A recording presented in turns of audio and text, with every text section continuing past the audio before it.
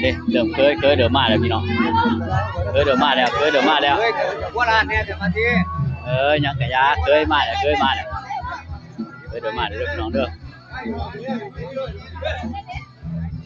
เดี๋ยวพาพี่น้องไปจะไรบ้านจะไรเนี่ยฮะเคยเดินมาแล้วพี่น้องหับเคยเด้อเไปจะได้มาหับเคยพี่น้องเอ้ยเคยมาแล้วเคยเดินมาแล้วพี่น้องเคยเดินมาแล้วเคยมาแล้วตกท้ายประตูเงินประตูทองคอยพี่น้องเบิ่งไปด้วยกันพี่น้องเบิ่งกันประเพณีบ้านเมืองเป็นแบบนี้เด้อเอาไปหน่อยเอาไปโอ้ยย่อเบียเป็นแก๊สไปยังกะยาพี่น้องเอ้ยให้เบิดแก๊สนี่จะค่อยเมื่อเพิ่นว่า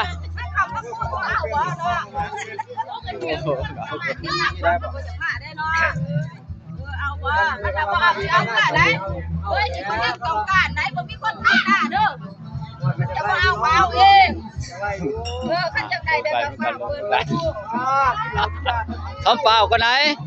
ต้องแมนเปิดวิธีการทับเคยพี่น้องดูกันต้องการ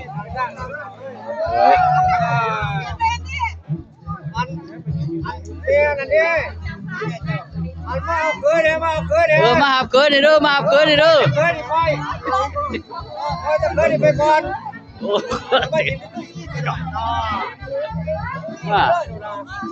เขาไปตีนะหับเคยจะได้ก็ว่ามาอยู่นอกเนาะหับเคยพี่น้องหับเคยกันบอกที่เราป้องก่อนพี่น้องบอกที่เราป้องเนี่ยจังคอยให้ประตูให้เคยเขาเด้อพี่น้องเด้อ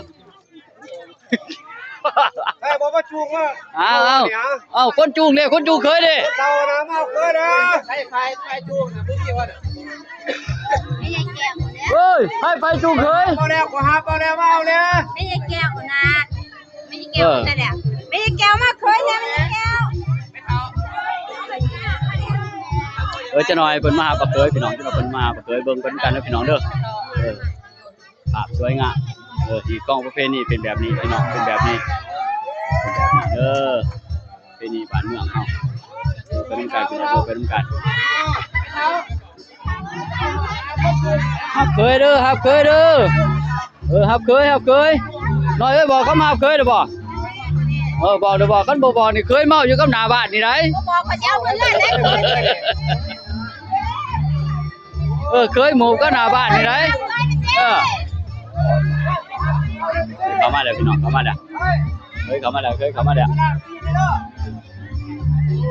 เบิ่งไปในยามกันพี่น้องเบิ่งไปในยามกันเดี๋ยวเป็นจูก็ไปสินาพี่น้อง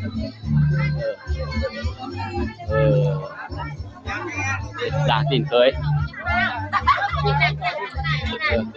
ถอดรองเท้าออกลูกถอดรองเท้าออก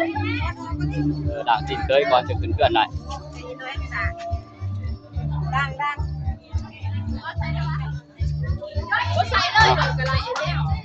จะว่าสันได้ล่างได้บ่